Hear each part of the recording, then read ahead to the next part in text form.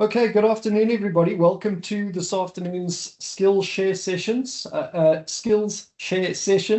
Two elections, one business landscape. I'm Gordon Angus, the Executive Director of the South African Engineers and Founders Association. And we're very, very happy to welcome back Ofentse Davhie, who is, of course, a research associate at the Center for Risk Analysis, with his focus being on political risk and foreign policy. And we were chatting just before we started the meeting, and he was telling us that he has great interest, almost a hobby of his, following what happens in the US political landscape, especially. So welcome, Ofentse. Thanks very much. We know that you're incredibly busy, so we greatly value your time, and thanks very much once again for joining us. Thank you. Thanks, Gordon. Thanks, Brad. Thanks, Charlene, for organizing all of this. And I'm looking forward to the session. Fantastic. Hosting once again is Brad Wattridge from Hot Mustard. Brad, are you well? Yeah, I can't complain, Gordon. And yourself? Yeah, very well, thanks. Yeah, same as you. Doesn't help complaining, but yeah, carry on. Yeah. I would swear, but we're in an official, but we just push forward. We just push forward. That's what we do. Yeah, absolutely. So yeah, Gordon, it's all about the two elections that are coming up. And we thought, when we were brainstorming ideas, we thought this would be really nice for members and for ourselves, actually, to talk with Ofentse and the team at the CRA around, you've got the US midterms and we've got our municipal elections coming up. And if I'm correct in saying, Ofentse, a couple of years, we wouldn't have really paid much attention to this. I don't think then we realized how much influence these municipal elections have. Yeah. In the US, it's a bit different. The midterms are generally quite difficult also to navigate. But the concept of two elections coming up for our members, just in general, how are you feeling about the landscape from the CRA? What are you guys thinking there? Sure. So the first thing we think about of two elections happening at once, already days before any kind of election, comes a bit of uncertainty. So now with two elections coming up at the same time, one being incredibly domestic, it's rubber to the road, and the other one being very far from you, but at the same time, very impactful and significant, the extraterritorial reach of the United States. So the two have very much big impacts on one's life and business at the local level, but also at the more macro level as well. Fantastic. So for us, I know you're going to be sharing a very brief presentation. And Gordon, if I'm correct in saying the presentation's available, I know we put the videos up in the members area. People just log in, go into the members area, they can view the video and just play back any specific topic or point we've raised. So we only really have an hour together. It's not a massive amount of time. But I think at the end of the day, what we would like to hear, Ofentse, is how is this going to affect Philip, Lenny in the room, Dimitri, and the rest of us in the room. Shall we start off and let's kick off the presentation, brother? Sure thing. I'll share my presentation. And again, while we're sharing presentation, if you do have any comments, please feel free to just pop it in the chat section. We'll ask Ofentse any questions that you may have. Anything related to the risk around these elections and how it'll affect you in your space as not only as an employer, but a business owner. So Ofentse, would you like to kick that off? Yeah, sure. I'll kick it off. And I'll make sure we have enough time for Q&As at the end. So I'll just dive right into it as well with the first slide. And the first slide is the chessboard for the local elections here in South Africa that's going to be taking place on the 4th of November. And what's at stake? At stake is 257 municipalities will be contested. So that's 257 different elections taking place across the country. That's 8 metropolitans, 205 local municipalities, and then 44 district municipalities as well. There are 674 registered parties nationally. And just to slim it down a little, and hopefully it does make it better, but it probably doesn't, there are 312 that are eligible to contest on the 4th. And just to really put an understanding to that 312, there are some parties that only exist in a particular municipality or even in a particular ward that only represent a significant ward. So if a party exists in KwaDukuza municipality that one party probably does not exist in Oudtshoorn in the Western Cape. So that's why the number can be a bit higher. And there's also independents as well that are contesting. So not everyone's ballot is going to look the same on the day of the election. And that's why that number is big, even though that is a reason why the number is big. In South Africa, it is relatively easy to form a political party and contest. So it still is a big number. It's not just two options like we see in the United States, sometimes three options. But at the same time, it's more than 100, and that it's still a big number. In terms of all those that are registered, we have 29.2 million registered voters, and that is 59.4% of all eligible adults in South Africa that are eligible to vote. So if all 59.4% vote in the election, that would be 100% turnout, and obviously that won't happen. So the number of people voting is actually significantly smaller before even the election takes place, because that 59% registered is not enough. It's not enough to have the impact that it ought to have on an election, especially because we're practicing our democratic rights and because it's a local government election, which is really pertinent to our daily lives and our daily operations and our businesses. And we know that number is not going to be the number of people that vote. In the last local government election, voter turnout decreased and fell below 50%. In the last local government election in 2021, it fell below 50% for the first time after two elections. And we can expect it to continue to fall. In that local election, voter turnout only increased in 4 municipalities out of all 257. And that's not enough to have any changes in an increase in voter turnout. So we do anticipate the same thing to happen this year, a decrease in voter turnout. There'll be less people that vote this year, but that is the number of registered voters at the moment. But isn't that really an opportunity for the ones that are, I would imagine most of us in sitting in this room are registered voters and vote actively. If I'm wrong, please somebody, pop a message to say I don't get involved in the voting. But I think the lesser people that turn out, isn't that generally better for us, because those that are active in the voting space can then really truly designate who they want to, run the metros, the municipalities, the districts, etc. I mean, what is your thinking behind that?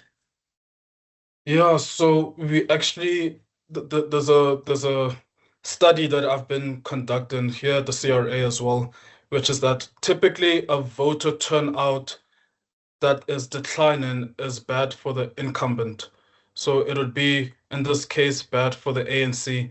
And that's why we see the likes of the DA, which is the second biggest party, where they wouldn't increase in terms of real votes, but they would increase by percentage. And that's because the people that are not voting, when a low voter turnout occurs, it's mostly ANC supporters no longer voting for the ANC, but not finding an alternative. And that's really the story of voter turnout in South Africa. We saw this more significantly in 2021 in the last local government election. Voter turnout fell below 50% after two elections, but at the same time, that was the first time the ANC also fell below 50% at a national level. So that's where their voters are going, and that's what's impacting voter turnout at the moment. But the ANC is still a big machine, and they still have a lot of voters and supporters voting for them and supporting them, and thus their voice is still being heard because the ANC is still the biggest party, and those that are not voting are typically the ones that would vote ANC, and thus the ones that are not voting are actually still getting what they want in that instance, but at a weaker level, because now ANC has to work in coalitions. And that goes to the next point there, which is that at the moment, there are 70 hung councils. A hung council occurs when neither party achieves over 50% of the vote in an election. And if neither party achieves over 50%, a majority, that's a hung council, and a coalition needs to be set up. Coalition is an agreement between the respective parties that have to vote in for a mayor within the council. Within the council, 50% of the council have to vote that mayor, and the mayor sets up his mayoral committee team. From 2026 and 2026, after that local government election, there were 27 hung councils, 27 coalitions, and that jumped up to 70%. So in terms of coalitions, a trend we notice is that, yes, low voter turnout means a smaller ANC, but at the same time, a smaller ANC means more coalitions are being created. And we have seen the instability of coalitions, especially in Gauteng, where we've seen rotating mayors in Johannesburg, in Tshwane, and in Ekurhuleni. Johannesburg has had 10 mayors in 10 years. That's supposed to be 2 mayors in the best case scenario, 1 mayor in 10 years, but instead it's been 10 for 10. And that creates instability, and we see that in the slow deterioration of the city of Johannesburg. However, because there's 70 hung councils, 70 coalitions, Johannesburg is just the poster child of a bad coalition. Over half over half of the coalitions that are governing in South Africa, they don't make the news. And the reason why they don't make the news is because they are stable and they govern correctly. Nearly half of all the municipalities in the Western Cape are coalition governments between the DA and the Freedom Front Plus, and they work well together. So a coalition is not automatically synonymous with bad governance. It just depends on how big the coalition is. In Johannesburg, it's 10 parties forming the coalition. There's going to be politics within politics. Whereas in other parts of the country, it's just 2 parties or 3 parties, and that allows for more stability.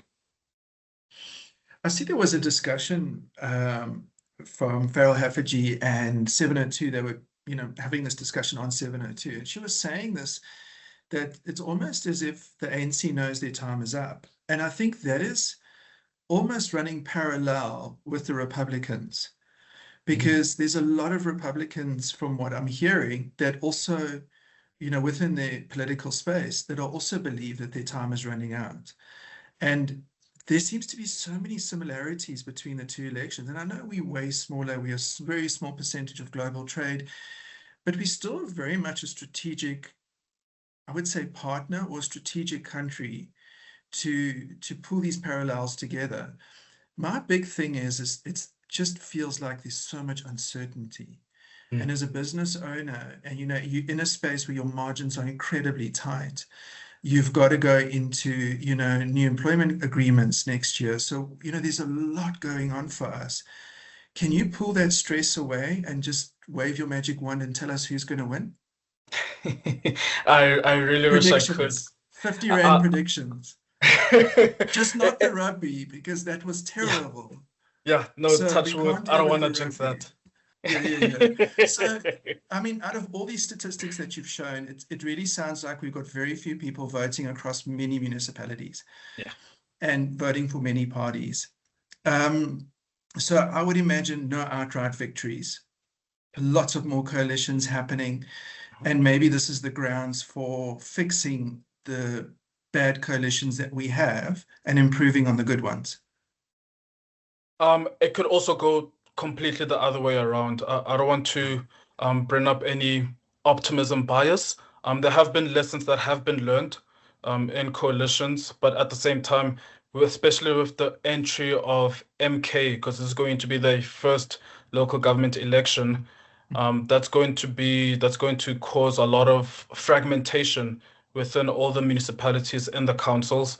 And because we know a decline in ANC leads to more coalitions, MK is going to play a big role in that understanding. So that number of hung councils at 70 is going to go higher. 122 ANC-run municipalities, that's going to go lower, and it will have more coalitions involved in it. And then that DA-run municipalities at 12, that could remain steady, still at around 12, maybe leaning down 1 point or leaning up 1 point. But the number of coalitions at plus minus 38, that's definitely going to go up as well. Okay. So now that the terrible news is kind of out the way, can we? I wish. That's what we still have to get to the US and what's happening in the US. So one of the things I found quite fascinating on slide number 2, where we spoke around the issues and the research that you guys have done there.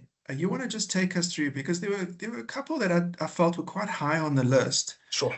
and were quite surprising because they weren't there. It can even say conservatively 2 years ago, we weren't worried about some of these items. Could you take us through that? So just to make sure that the members align with what is the general thinking out there? Yeah, sure, spot on. So the CRA, we conduct polling once every year, and this is some polling data we received in March of this year, and we asked the registered South African voters, what are the 2 issues you think should be the top priorities for the government? And the results have been similarly the same as what we have been receiving from this question in our past polling data. But at the near top, as you mentioned, Brad, there is something that's at the top that has not been there in the past 2 years. So at the bottom, we see the social issues that are not trending as much, which is land reform at 0.2%, inequality 1%, racism 2.3%, and poverty at 3.7%. So these social issues still remain issues, and a solution is needed to solve the issues, but they are not a priority to the registered voter, to South Africans who go out and vote. Whenever they vote, they don't think about land reform or racism on the top of their minds. It stays down there in the lower margins of what they think is a true concern. When moving up to the very top, we get to what we call the security cluster. So it's crime or safety and security, corruption, the abuse of women, illegal immigration, which I will touch on. And at the very top, it's unemployment and creating jobs, which we see as an outlier at 48.3%. That is the top priority of South African voters, of what the top priorities they think government should hold. In terms of illegal immigration, that's the one variable that has not been polling in this question whenever we ask it. At least it's polled this year and last year, but before that, it was never there. So we see that there's a new trend of it that has come up. The reason why from illegal immigration down to crime and safety and security, that falls under what we call the security cluster, because South Africans do not feel safe, and they have their many reasons for not feeling safe. Either they blame politicians, i.e. corruption, they blame criminals, they have a gender lens to it and blame men, and that all women are victims of crime. The issue of femicide, the real issue of femicide leading up at the top. And at the same time, they also put the blame on undocumented immigrants as to why they do not feel safe in the country. And that is why that's polling up there. And a lot of parties are going to capitalize on that. The parties that focus on the issues at the bottom of inequality and racism, they're trading a bit behind on what South Africans actually care about. The parties that focus on jobs, but also the populist parties that focus on illegal immigration, those are the 2 camps that are set to win a lot of votes in this upcoming election. And again, more jobs, secure our borders. It's so US at the moment. Yeah. If you just have to go through any influencer that does political commentary, and it's those 2 things. Yep. Well, the third thing is the cost of living, and I'm actually quite surprised that that's not on here, because the cost of living in South Africa has grown so much, and it's become a contentious point. And what for me was quite fascinating is illegal immigration never used to be so high up on the list. No. I could be wrong. And it's quite fascinating that sometimes it feels like you almost have to spoon feed the electoral body or grouping of people. You have to tell the population what to worry about. Because, I mean, Brandon was saying we would think corruption and crime should be our top priority, because without corruption and crime, we would have employment. There wouldn't be illegal immigration, because most of that is done through bribery. So it's almost like politicians have created this incredible knack to tell you what you should be worried about to suit their campaigning. And I think the top 2 we can attribute that to some of the big parties in South Africa. But again, in the US, same thing. But the problem is do they solve these problems? And this is, as members and business owners and employers, that is our biggest concern. Which political party can solve at least just one thing on the top 3 list here. Yeah, exactly. That's the concern in terms of the actual competency of the parties. That's really up to that's number one, up to the voters to decide on who is the most competent, but also at the same time, the parties do have to showcase in their respective um capabilities in terms of what they control at the moment, what they can deliver on. We see that the DA has been attempting to do this in the respective portfolios they hold, and they do this through, especially what you mentioned, Brad, is that the politicians really tell us what we think we want or what we should be focusing on. And what the DA does with their campaign is that whatever any of their ministers or mayors do, the first thing they put on top of the messaging they put out is that jobs are created. So they have been paying attention to this data point.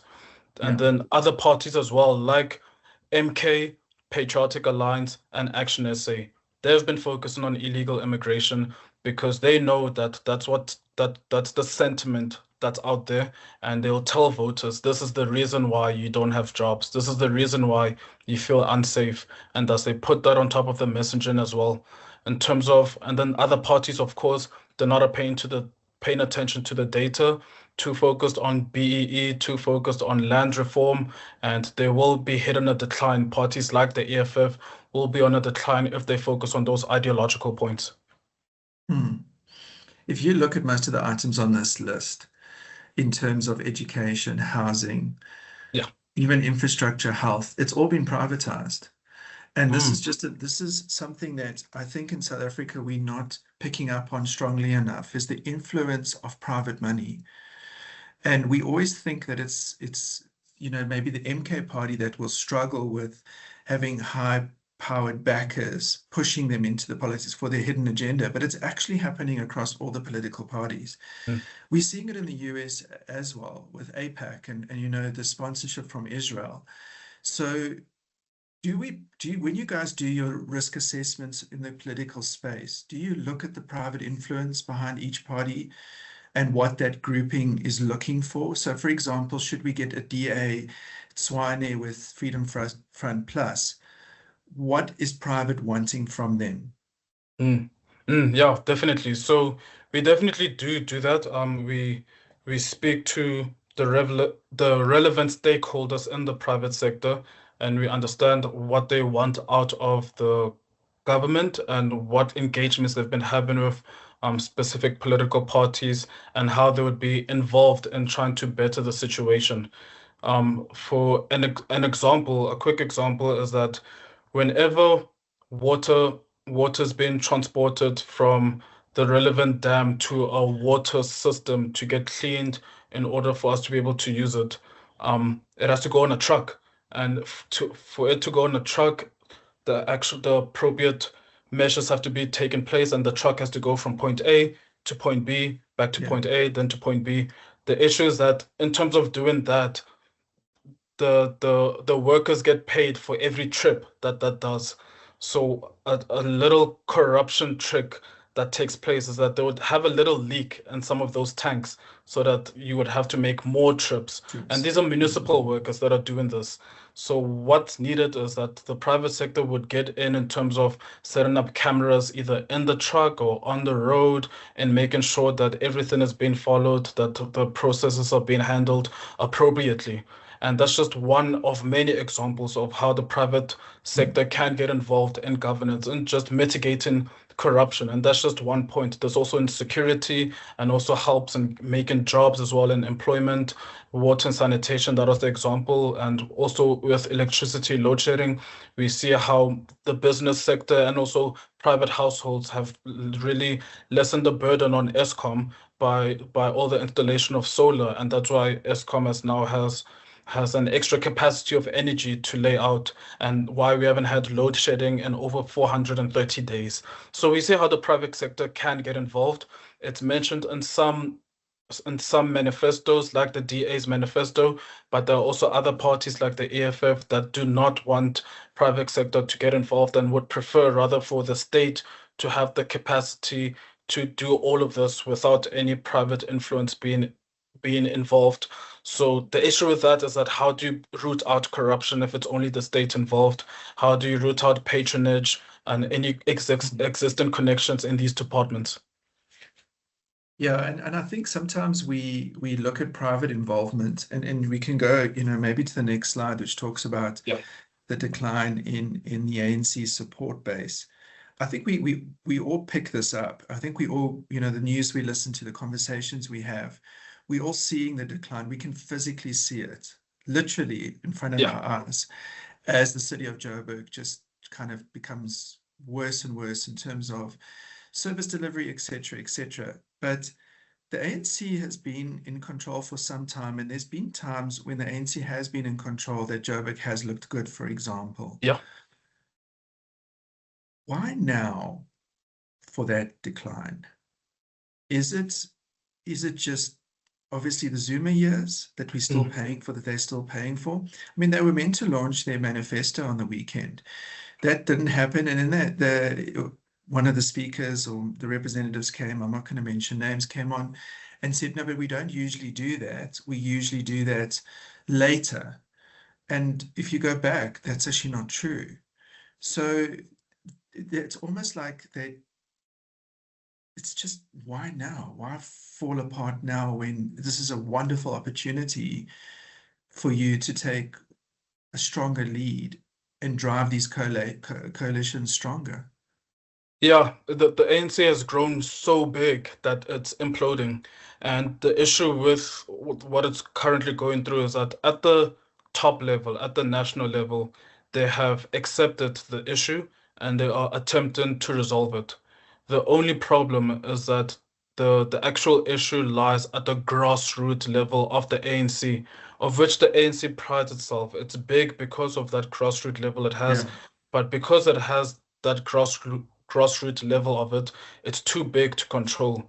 The National Executive Committee cannot control what a ward councillor in Ekurhuleni does, and if that specific individual is corrupt, the very top person in the ANC will never know about it until it becomes a very big scandal caught by any of the relevant media. And that's the issue that's taking place in Johannesburg. The state capture era from Zuma was both at a national and provincial level, but there are also elements of it that took place at the local level, especially in metros that have a big budget like Johannesburg. So the deterioration is there, and it's very visible, as you mentioned. And now, when looking at the polling data, the voters agree with that. They agree that the deterioration is real and that it is the ANC to blame. And that's why, as of July 2026, they were polling at 18%. That's a drop from the 34% that they got in the 2021 local government election. And DA polling all the way up to 42%. And of course, the reason for that, despite being the biggest party offering an alternative and also having a lot of money to campaign on, it is the Helen Zille factor in it. Helen Zille has the same impact that Jacob Zuma does. It's a big name with a lot of a veteran politician that put her hat in the ring. And that shows why that number is all the way up there, especially with her social media team doing an excellent job in campaigning. Whether you like her or not, you've seen any of her clips and videos, and you know that she's running for mayor. Whereas with the ANC, they were supposed to announce their mayoral candidate in the last weekend, but they ended up not doing so. So there's no one that Helen Zille is contesting against in terms of the ANC, and thus it's going to show in the polling data, and again, it will show on the 4th of November when it's time to vote. And we see MK as well polling at 13%. They didn't contest in 2021. EFF polling at 8%, a drop of 2%, and also Action SA polling at 10%, a drop from their 15%. So the other parties are dropping mostly because they're going to the DA, and mostly because they're going to the DA, but at the same time, some of them will be staying at home and will not vote. And the same can be said as well in eThekwini in Durban, where the ANC again dropping from over 40% to 18%. And DA also on a decline. And the real winner here, of course, will be MK Party, going from nothing all the way up to 33%. So we can expect in eThekwini, we can expect a lot of politics going on there, but what will connect in terms of the coalition negotiations in eThekwini, there may be a sentiment by the DA and ANC to keep the MK out of power. So we can see some deals being made there. And just the same in Johannesburg, Helen Zille's chance of becoming mayor is very slim unless the DA works with the ANC to form a coalition, and it'll be a two-party coalition, a grand coalition it's called, and that'll bring about a lot of stability. But in Tshwane, we do see a different story. In Tshwane, yes, ANC on a decline, but still polling very high still. So the impacts that's taking place in Johannesburg are not trickling down to the neighboring metropolitan in Tshwane. But the DA is polling very high up, and that's because the DA's campaign strategy here in Tshwane, I'm based in Tshwane, sorry. The campaign strategy in Tshwane is doing very well. It's very effective. It's communicating to all the people it needs to communicate with, and it's just not competing with all the other parties. What we see in this polling data is that the DA and the Freedom Front Plus with a 43% and 8% are able to form a coalition at 51%. ANC will not be involved in this coalition. It would be a stable two-party coalition. It would reflect the coalitions that exist in the Western Cape, where we see a lot of DA and Freedom Front Plus working together, and some stability can come out of that. Coalitions with less than five parties will tend to be more stable, and it's just dependent on who's in the mix. And it looks like for all three of these metros, the DA could be in the mix. It's just a matter of who it will be in partnership with. DA-MK? Never, never, ever, ever. Hey, I want to say never ever, but politicians can really surprise us here and there. Because the thing is, off camera, they all laugh and joke and eat together in the mess hall, and it feels like sometimes they just don't take us seriously enough, or we the fools to believe that they're arch enemies. But they actually do converse. They do have conversations that we're not aware of. But the one thing that I wanted to just ask, Ofentse, from my perspective, is Johannesburg. You say DA and ANC, right?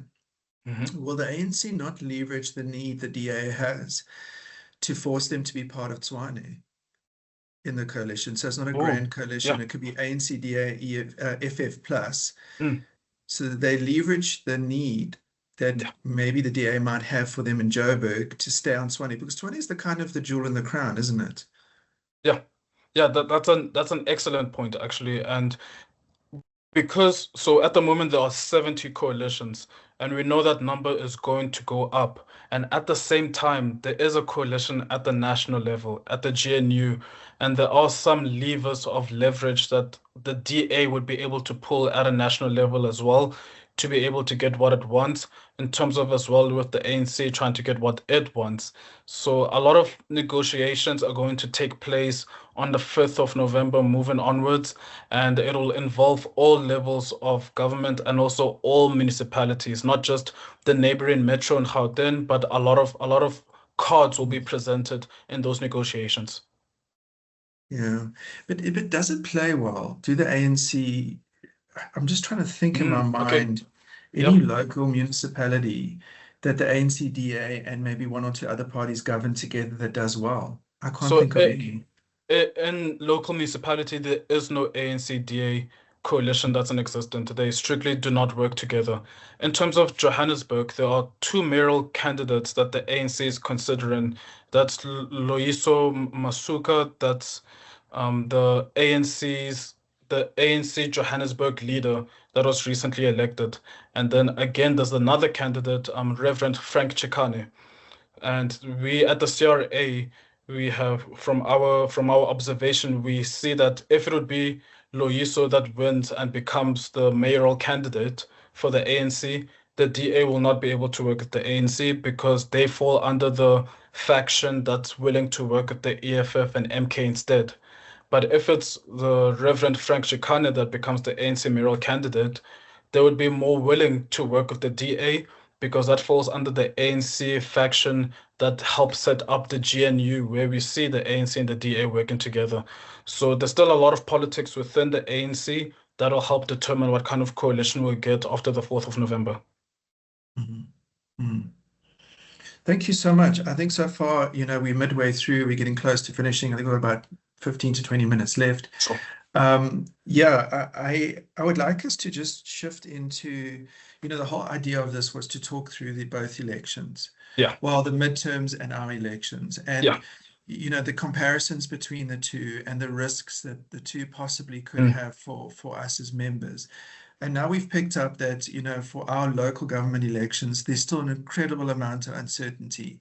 And during a time of uncertainty, spend stops. And not a lot of municipalities like to spend money right now if they're not sure whether or not they're going to be part of the government moving forward. I'm not sure if I'm incorrect there, but that's what I'm kind of hearing I see what you're saying. the ground. And in the US, with the midterms coming, there's a lot of speculation that Republicans are starting to jump ship. So policies and laws and things that need to move in government, they can't stand still, are currently being kind of pulled to a halt. Yeah. Because again, they're not sure what's going to happen after the midterms because there's so much uncertainty. I think the key thing here is we can no longer safely predict what's going to happen because one day you have pro-Trump day and the next day you have pro-Democratic day. And same here. Some days you get a glimpse of a dynamic ANC coming up, revitalizing, pushing itself forward. And then a couple of days later, you don't see that anymore. So as members, we need to get kind of used to the risk. Yeah. So it does come with that slight of uncertainty. The only difference is that with the US election and the US political system, there tends to be a cycle, which is that it'll be Democrats one day and then Republicans the next, Democrats one day and then the Republicans the next. Whereas here in South Africa, we see that there is a dominant ANC, but we do, however, see, especially when looking at the current slide, comparing the ANC's performance with all kinds of elections, national, local, and by-elections, that there's a trend downwards. So in terms of the power dynamics, the ANC is it's a common denominator, and the only uncertainty is the type of coalition that's set up. Whereas with the US, it's either Republican or Democrat, and it always is one of the two after every election cycle, which we can dive into immediately now. And we see that with the midterms taking place on the 3rd of November, what the midterms are is that every 4 years, halfway through a president's term, Americans go back to the polls to vote, and they're not voting for a president, but to renew Congress. That's their parliament, it's the legislative branch. And with Donald Trump halfway through his second term, on the ballot, all 434 seats in the House of Representatives and about a third of the 100-seat Senate is up for grabs. Together, those two chambers write federal law, and they can either clear the way for president's agenda or bring it to a halt. And that's the uncertainty that lies within this midterm election. So look at where it stands today. Today, we see that Republicans hold the House by the narrowest of margins with 219 seats to 212 seats. So a swing of just a handful of districts would flip the chamber. And that is why both parties are fighting over marginal seats almost street by street. But the more lasting power sits in the Senate, and that's what we're going to focus on in the next slides, which is because that is where the judges, treaties and international treaties, so again, South Africa involved there, and presidential appointments are confirmed. So right now, it's a split of 53 Republicans and 45 Democrats, plus 2 independents that typically caucus with the Democrats. So for the Democrats to take control, they need a net gain of 4 seats that they need to get. That's if they don't lose any seats and they flip 4 Republican seats. So they need to play a perfect game. And if they pick up only 3 seats, it'll end up as a 50-50. And what happens if it's a 50-50? It means that the vice president is the one that comes and makes the final decision in the Senate. And the vice president being J.D. Vance of the Republicans, it won't be enough for the Democrats. So this is a very consequential moment for the Democrats. It's a steep climb, it's an uphill battle of the 35 seats up the cycle, and Democrats are defending 13, and Republicans are defending 22 seats.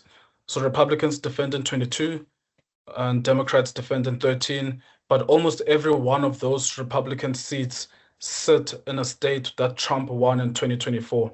So again, an uphill battle for the Democrats. So let's look at the scenarios. So we've spoken with our local government elections. We spoke around, the possibility of being a DA-ANC coalition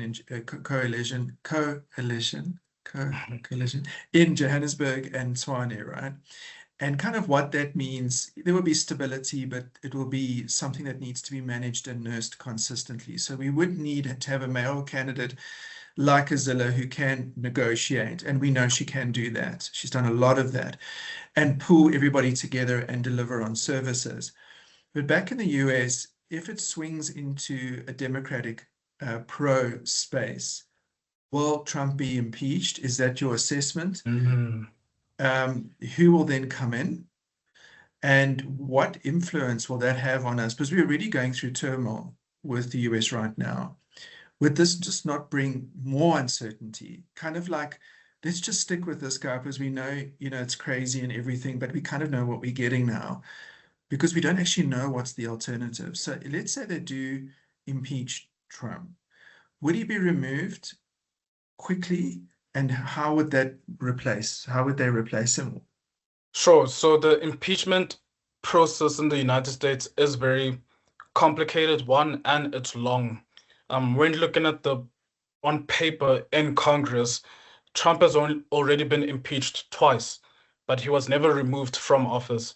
And that's because not all of the final steps were confirmed and made and officialized and codified. That's the word I'm looking for. They were never codified yet. And that's because the process in the House and in the Senate takes a very long time. One, it takes a long time, but also two, it's very political. If you're going to impeach a president, there has to be a very comfortable majority that does so. And especially in the Senate, there's a lot of negotiations that take place. And those negotiations typically need members from the opposing side. So whenever they vote for a budget, for example, there's a 60-seat filibuster. So whether the Republicans or Democrats do win a majority, they don't usually get that 60 seats in the Senate. So they always have to negotiate with the Democrats. It's going to be very difficult if the Democrats do get that net 4 and still successfully remove President Trump from the White House, because then the other Republicans in Congress, as well as in the House and in the Senate, they won't be too happy with that, and there will just be a long-term stalling in the Congress. There won't be any output, any legislative output that comes out of Congress. So actually there is a sense of certainty. The certainty is that there will be a whole lot of nothing that comes out of Congress because there will be this big political impasse. Yeah, I suppose that's a great way to see it. Hey? But I think with our local elections, it'll be a little bit different. I think post elections, and when we re-meet again, because I believe we're connecting again after the elections. And I think that's going to be quite interesting because we would have survived the battle and been able to now say, okay, this is the results, this is what the outcomes are going to be. But I don't want to move too far away from the US discussion, but I feel that, South Africans, we tend to be used to uncertainty. It's actually becoming an attribute for us that no matter what happens, we just get up every day and we do what we need to do. Out of, Trump speaks a lot about in the US, about the labor force, the localized labor force, etc. Just out of interest, our local elections, any of the political parties focused on economy in local municipal elections? I know they're focused on service delivery, but do any of them touch on economy? The first one that comes to mind is the DA.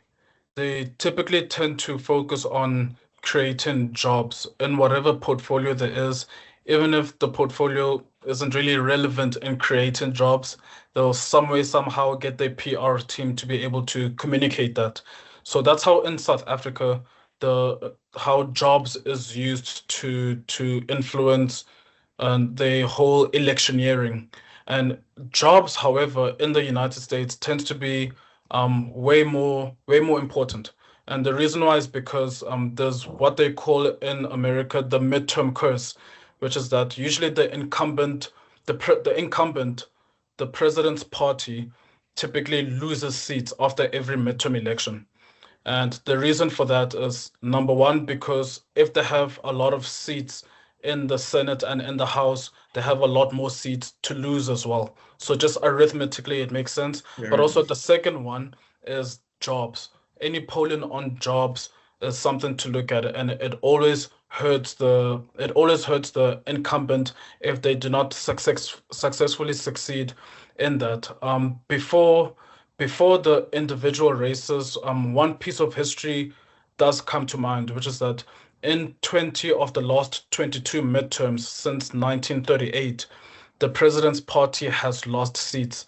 And the only two exceptions are in 1998 when they tried to impeach Bill Clinton, and as well as in 2002 when Americans rallied behind George W. Bush after 9/11. So the rule of thumb is the president's popularity and also just the number of seats that they have in Congress. So yeah, the latest update on that is, yeah, there's a noticeable kind of a weakening of the job market in the US. And it's talking through the different sectors. Yeah. So it's just so interesting. I know this is a passion for you, US politics, but it's a rabbit hole. Once you go down, you come up 2 days later and haven't eaten, haven't spoken to anyone, but learned a lot. So we want to talk through, we've got about 10 minutes left. And, you know, Philip was asking a question. I know you want to get into the US side, but he was talking around the MK, you know, the MK party as a whole, right? And it's a phenomenon for us to discuss because they have so much disruptive leadership issues in that party. But it seems, even according to the CRA stats, that they hold their ground in elections. Are the followers just incredibly loyal? What drives the DNA of that party, considering all the nonsense they've gone through? So it would be what helped Trump in the 2016 election, which is that it's an anti-establishment movement. The whole thing that Zuma ran on in 2024 was that the MK is campaigning against Ramaphosa's ANC. Not the ANC, but Ramaphosa's ANC. And it's disgruntled ANC supporters that are voting for MK. And the reason why, in terms of the MK's campaign, why one ought to vote for the MK is so that we correct the establishment, so that we fix Ramaphosa's ANC to become the traditional ANC that it once was. And that disruptor, that outsider perspective really helps. It helped Trump in 2016. It also helped him in 2024. And it's now helping the MK party as it did in 2024 and again now in 2026. The ANC that's currently in decline now, this base by MK is blaming a certain faction within the ANC, Ramaphosa's ANC, as the establishment. Vote for the disruptors and your life will somehow become better out of that. And that's just the logic that they're approaching it with. Okay, well, thank you so much, Philip, for that question. So Ofentse, do you want to jump back into the remaining slides? We've got about 9-10 minutes left of the session. Yeah, I'll be super quick with it. It's just to highlight the few key states that one you should watch out for when the counting happens after the 3rd of November. The first one is Georgia. So Georgia is actually being defended by the Democrats. A reminder that the Democrats need to win four Senate seats. And in terms of winning 4 Senate seats, it also can't lose any. Georgia is up for grabs, and there's a good chance that they may lose it, but Senator Jon Ossoff has been pushing back really hard. And if he does win that seat in Georgia, he's more likely as well to start a presidential campaign in 2028. So Jon Ossoff, just remember that name. They're also hoping to hold seats. The Democrats are hoping to maintain and retain New Hampshire, Michigan, and Minnesota. So this is only just to maintain what they have. Now, when they actually have to start hunting for some Republican seats as well, the first one that they could flip is North Carolina. North Carolina is an open race where they have landed a strong candidate in a former governor, and that former governor won the state in 2016 and in 2020, even as Trump won the presidency in 2016 as well. So they have a good chance in North Carolina. In terms of the Republican side, they are going to try to hold Iowa, confident in that. And an interesting race that I'm actually enjoying a lot is Texas. In Texas, of course, it's a very red state, but there has been a messy primary in Texas where we saw that an incumbent in the Senate seat was removed out of the primary, was thrown out, and they put in a Trump pick. So a Trump pick and with a Trump unpopularity at the same time does not look good for that pick, AG Ken Paxton. And at the same time, the Democrats have a strong competitor in James Tallarico. He is a Democrat, he's liberal, but he's not the far left liberal as we've been seeing in the US, the social democratic, the socialist side of it. So there isn't that fear that comes out of him campaigning, but at the same time, he's rooted in his Christian faith. So he brings a religious and also a traditionalist base with him. He is able to attract centrist and also Republicans. If Texas flips, I think I'm also going to flip because that'll be something interesting to see. But James Tallarico's social campaigns have been very good. You know, very, very on par and very good in terms of how they get him out there.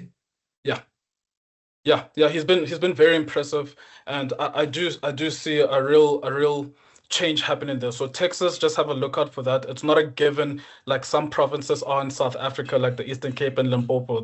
Texas is slowly becoming a purple state, something to watch out for. Again, so a few that the Republicans are defending. We'll focus on that. One again that I'm watching closely is Alaska. Alaska is also very red. It's incredibly red. And the only issue with Alaska is that firstly, the Republicans again had a very messy primary. In terms of the primaries in Alaska, on the final ballot on the 3rd of November, they're going to have 4 candidates to vote for, 2 from the Democrats and 2 from the Republicans. On the Democrat side, Mary Peltola, she is a strong candidate. She already represents Alaska in the House of Representatives, and that's good for them. For the Republicans, there's Dan Sullivan, who is competent and has experience as a veteran politician. The only issue is that there is another Dan Sullivan with the exact same name, a teacher that's contesting there. So there's a good chance that the votes may accidentally or deliberately be split and will help the already strong candidate in the Democrats, Mary Peltola. So Alaska is also one to watch. Again, just like Texas, it's a very rare case, but one to watch as well. Yeah, Maine, Ohio, poor old Ohio. Yeah. Lots of stuff happening there. Lots of stuff happening there in Ohio, as well as Maine. The Democrats are trying to unseat a 5-term Republican representative, Susan Collins, and it's a tough one for the Democrats. However, Maine has always voted for a president from the Democrats since 1992. So Maine is a blue state, and Susan Collins does have a chance of getting knocked out. So that's the chance for Maine as well. The only issue there is that with Troy Jackson, he is a veteran politician. The only issue is that he is the replacement. The first campaign that began there was with Graham Plattner, and his campaign imploded, and there was a big scandal because number one, he was accused of sexual assault allegations, and at the same time, he had a tattoo with Nazi symbolism allegedly. So it was just a mess for the Democrats on that side. For Maine, a state that they could win, they still have the chance of winning it, but there's a lot of drama there. Again, one to watch. A little bit ironic, considering that our Secretary of War has won. Exactly. It's not the Exactly. double standards, right? It just works. But And there's also some, really, really good Republicans out there doing some really amazing things. And there are a few wins on their side as well. yeah. So, sometimes we like to, congregate people into political parties, but Mm, that's why I asked, because there are spaces where, there are ANC representatives doing amazing things. yeah, so true. And it just gets lost. And I think that's the sadness of making things incredibly complex, Mm, is that you get to lose those wins that are happening on the ground mm, and at those grassroots levels. And I think the ANC themselves are probably not even seeing those things that are happening. But you and I travel around a lot, and we get to see the wins. And I think that's just a little bit on the sad side. So wrapping up, because we've only got 3 minutes left, yeah. and I think we all really want to get home and get going with our domestic responsibilities. So the whole idea, just circling back for the members, was to just talk through before the vote what we were expecting. And these are some contentious bills that are on the screen that are being put forward. But we do see a little bit of uncertainty. We actually see a lot of uncertainty. With the US, we're not seeing much happening. In South Africa, I don't think you will see much progressing with the municipalities, even worse than what we've experienced before, because nothing really happens before the local elections take place. But interesting, when we have our session afterwards, I think there's going to be quite a bit of movement happening, because whoever comes in is going to be like a horse out of gate. For whatever they've won on whatever ticket they've promised, they generally want to push that immediately. So there will be a lot of new spin when we re-meet Ofentse. Mm. So I think that's going to be incredibly interesting. And again, the CRA works very closely with SAEFA. If you'd like to reach out to Ofentse, just reach out to Gordon, grab his details, have a chat with him. They're obviously very good at risk analysis for business, and we know we need that desperately because things are pretty uncertain. But Ofentse, if that's okay, and I see you've got your credentials, your email is on there for those people who want to reach out. Can we hand back to Gordon and close up? Yeah, definitely. Thank you so much for your time, brother. I know it's Thank a you. passion, and I know you're super busy. You guys are doing amazing work. You're often on radio and TV. But we appreciate you giving your time up for us members. And Gordon, if there's nothing else, you want to take over and close up for Perfect. us? Thanks very much. Thanks, Brad. Thanks, Ofentse. Really, as usual, a fascinating discussion, and it will be very interesting to see what happens in both areas for us and across the pond, as they say.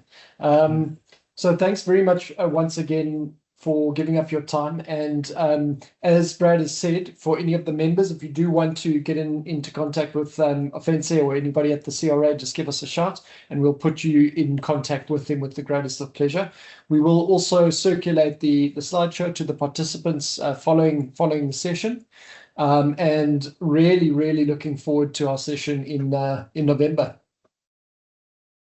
I'm looking forward to it. I'm excited for it, and a lot of changes that will have taken place, and some uncertainty may bring some certainty, and some will maybe get way more uncertain. But we'll definitely be keeping track of that, monitoring that, and laying out all the insights for you and your members. 100%. Perfect. Thanks very much then from our side, guys. Have a great evening and great rest of the week. Thank you. So Thank you. much. Thanks, everyone. Bye-bye. Ofentse, while we Thanks, wait for everyone. everyone to exit the room, is it just US politics and South African politics that you have a passion for, or are there others? It's just those two really that I have a passion for. Others I do keep track of here and there, but my passion really lies in SA and US. Yeah, I was reading a little bit up about Margaret Thatcher. She seems to be resurfacing again in some of the policies that she had.